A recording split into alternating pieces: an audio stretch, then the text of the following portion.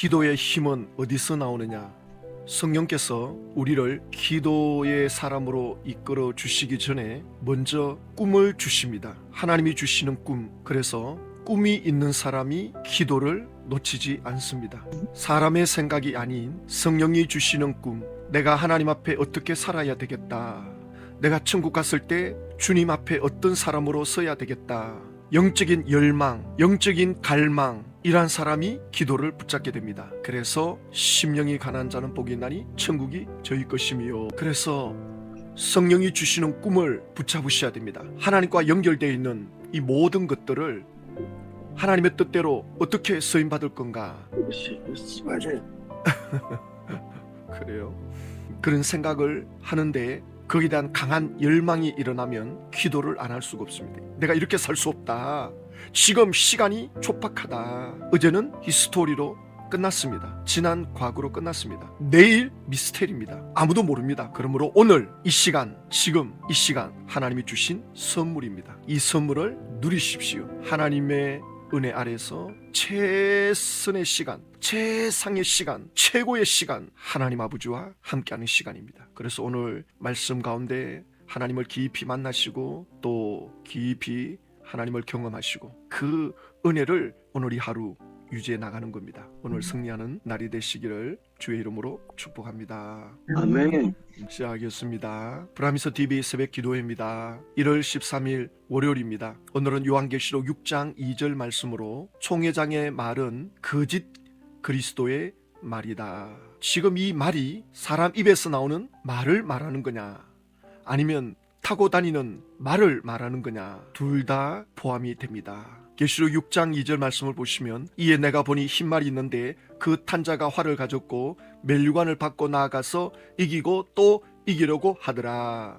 요한계시록 6장에는 인을 떼는 장면이 나옵니다. 두루마리에 인을 떼자 여러 종류의 말들이 나옵니다. 그런데 신천지 총회장은 이건 비밀이다. 실상이 있다. 말들은 사람이고 그 말 위에 올라탄 사람들은 영적 존재다. 신천지 총회장은 흰말이잖아요. 흰말 위에 예수님이 올라타 있다.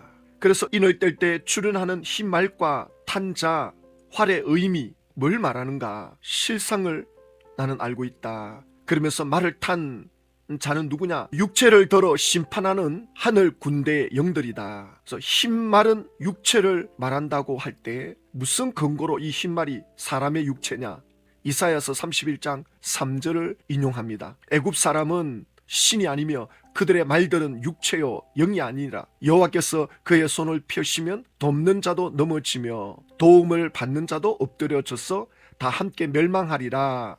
그들의 말들은 육체다. 이걸 끌어와가지고는 계시록 6장에 나오는 이 말들은 사람의 육체다. 정말 이건 웃기는 소리입니다. 이사야서 31장 앞뒤 문장을 읽어보면 지금 이게 무슨 말이냐면요, 이사야 선지자가 이스라엘 백성들에게 책망을 하고 있거든요. 왜 너희들은 애굽을 의지하느냐? 왜 애굽의 군사들을 의지하느냐? 왜 애굽의 말들 의지하느냐? 그 말들은 육체에 불과하다. 육체란 말은 한계가 있다는 말이죠. 영이 아니다. 여호와께서 그의 손을 펴시면 돕는 자도 넘어진다. 도움을 받는 자도 엎드려진다. 다 함께 멸망하리라. 왜 사람을 의지하느냐? 왜 육체를 의지하느냐? 왜 애굽을 의지하느냐? 그들이 뭔데? 뭐가 대단하다고 애굽을 쫓아가느냐? 하나님 찾아야지. 이 말씀을 하고 있는 거거든요. 그런데 이걸 끌어다가 계시록 6장에 나오는 이 흰말은 사람의 육체다. 이게 올라탄 분은 예수님이다. 그리고 이 말은 신천지 총회장 가리키고 있다. 전혀 이게 맞지가 않아요. 그리고 그 흰 말을 탄 예수님이 손에 활을 가졌는데 이 활은 뭐냐? 심판하는 말씀이다. 그러면서 하바국서 3장 말씀을 인용하거든요. 그러면 활에 대해서 에스겔서 39장에는 반대로 설명하고 있거든요. 하나님의 백성들을 쳐들어오는 이방 나라의 활을 설명하거든요. 내 활을 쳐서 내 손에서 떨어뜨리고 내 화살을 내 오른손에서 떨어뜨리니 쳐들어오는 그 마곡의 그 활을 내가 깨뜨리겠다, 부러뜨리겠다, 반대 설명을 하고 있다고요. 그러니까 왜 신천지 총회장은 하바국에 있는 활의 말씀만 인용하느냐고, 에스겔에는 반대로 설명하고 있는데, 그러니까 예수님이 지금 자기와 함께 하고 있다, 이 결론 내려놓고 성경을 여기저기 끌어오는 거예요. 그래서 활을 쏘는 이유가 뭐냐? 왜 예수님이 활을 쏘느냐? 장막 성전에 배도한 사람들, 이 배도한 사람들을 향해서 활을 쏜다. 이 활이 뭐냐? 요한계시록의 말씀이 된다. 그래가지고 청지 교육원이 장막 성전에 들어왔는데 그 7사자가 거기에 결탁을 해가지고 배도했기 때문에 예수님이 그들에게 활을 쏜다. 그러면 항상 제가 말씀드리잖아요. 장막 성전에 청지 교육원이 들어오기 전에 그 7사자가 계시받았다는데 1969년 11월 1일 지구 불바다 된다. 장막 성전에 모여오는 14만 4천만 살아남는다. 그래가지고 사람들을 끌어모으고 재산을 착취하고, 그러다가 이게 불발이 되니까 신도들이 고소하고, 신초의 총회장도 나도 재산 거기에 뺏겼다. 그래갖고 유재일 씨를 고소하고, 이게 신문에 다 나 있잖아요. 그럼 이건 어떻게 설명할 겁니까? 이 죄가 큽니까? 니골라 당이 여기에 들어온 게 죄가 큽니까? 니골라 당 청지교육원은 한 사람이 들어와가지고 물을 흐리게 타면 이 7사자들은 거기에 있는 수천 명을 사기를 쳤는데, 그래갖고 몇 명의 사자들은 감옥에 들어갔잖아요. 고소 고발로. 어느 죄가 더 큽니까?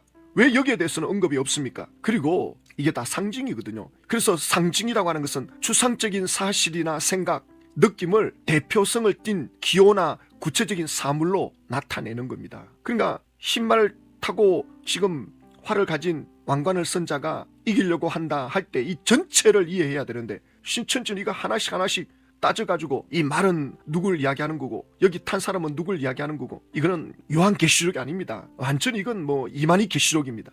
그러면 요한계시록은 뭘 의미하느냐? 마태복음 24장을 소계시록 이런 표현을 하죠. 그래서 마태복음 24장에 예수님의 제자들이 예수님께 물어봅니다. 예수님이 이 성전을 헐라 내가 3일 만에 일으키겠다 이 말씀을 하시니까 제자들이 예수님, 그러면 이 성전은 언제 무너집니까? 성전이 무너지는 날은 세상 끝일 텐데, 그러면 하나님이 임해 오시는 날과 세상 끝에는 무슨 징조가 있겠습니까? 하나님이 오시는 그때 이스라엘 사람들은 언젠가는 이 세상이 끝나고 하나님이 다스리는 낙원의 세계가 온다고 믿고 있거든요. 유대인들은. 제자들도 그렇게 믿고 있었기 때문에 예수님께 물어보는 거예요. 지금 이 제자들은 예수님의 재림을 알고 물어보는 게 아니라 구약 선지자들이 앞으로 때가 되면 새 나라 임해 올 것이다 라고 선지자들이 많이 외쳐왔거든요. 그래서 그때가 언제입니까? 또 그때가 오기 전에 어떤 징조가 있습니까? 그렇게 말씀했을 때 예수님이 제일 먼저 하신 말씀이 많은 사람이 내 이름으로 와서 나는 그리스도라 하여 많은 사람을 미혹하리라. 그리고 그 다음에 하신 말씀이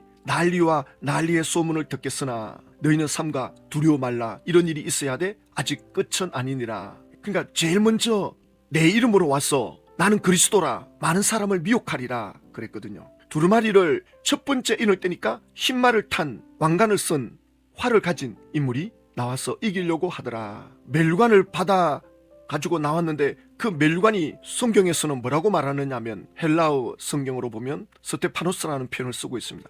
이건 운동 선수들이 경기에서 이겼을 때 쓰는 월계관, 그걸 말하거든요. 그런데 요한계시록의 19장에 가면 예수님이 말을 타고 나오는 장면이 나옵니다. 심판하러 오시는 예수님의 장면. 이때도 예수님이 머리에 왕관을 쓰고 나옵니다. 이때 예수님이 쓰고 오는 왕관은 디아데마타라고 하는 실제 왕이 쓰는 왕관입니다. 그러니까 계시록 6장에 말을 타고 나오는 이 왕관은 왕을 흉내내는, 그리고 이기려고 하더라. 이 사단의 역사죠. 못 이기니까 이기고 또 이기려고 하더라. 예수님은 계시록 19장에서 이기는 자로, 심판하는 자로, 승리자로 오시거든요. 그래서 계시록 19장 12절에 그 눈은 불꽃 같고 그 머리에는 많은 관들이 있고 또 이름 쓴 것이 하나가 있으니 자기밖에 아는 자가 없고 그 입에서 예리한 금이 나오니 그것으로 만국을 치겠고 친히 그들을 철장으로 다스리며, 예수님은 입에서 나오는 예리한 금으로, 말씀의 금으로 모든 걸 심판하는 거죠. 계시록 19장에 나오는 예수님의 그 말탄 모습과 계시록 6장에서 말 타고 나오는 이 모습이 완전히 다르다는 거죠.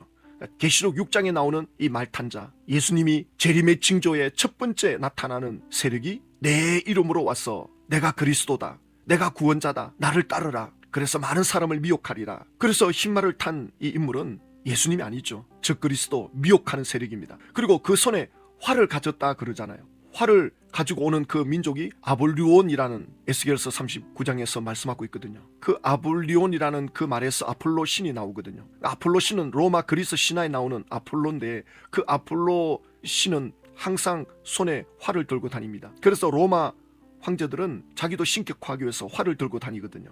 그러니까 이 활은 그 성경 헬라 원문으로 들어가면 그 이방 나라의 세력을 말하는 건데, 신천지 총회장은 이 활은 계시록의 말씀이다. 이 계시록의 말씀으로 심판한다. 전혀 이게 맞지가 않아요. 요한 계시록이 기록했던 그 원래 그 문자 그대로 보면 이 활이 가지고 있는 의미가 전혀 다른데 신천지 총회장은 자기 마음대로 그러면서 하는 말이 강단에 나와가지고는 이 계시록에 있는 12지파 이외에 구원받는 사람이 있다는 것을 성경으로 지적해보라. 12지파에 들어와야만이 구원받는다. 12지파 외에 구원받는 게 어디 있느냐? 요한계시록 14장에 14만 4천이 나오는데 그 14만 4천은 하나님의 보좌 앞에서 또 내생물 천사 장들 앞에서 또 24장로 앞에서 새 노래를 부르는데 그들이 땅에서 속량을 받았다. 죄의 사함을 받았다. 그러면 땅에서 죄의 사함 받으려면 어떻게 해야 됩니까? 에베소서 1장 7절에 우리는 그리스도 안에서 그의 은혜의 풍성함을 따라 그의 피로 말미암아 속량 곧 죄의 사함을 받았느니라. 예수님을 통해서 예수의 피로 죄의 사함 받았다. 예수를 믿는 자들, 예수 안에 들어오는 이들이 죄 사함 받는다. 그래서 예수 안에 들어온 이들이 속량 제사함을 받는데 바로 이들이 14만 4천이거든요. 12지파가 아니고 계시록 14장에는 12지파가 없어요. 땅에서 속량 받았다.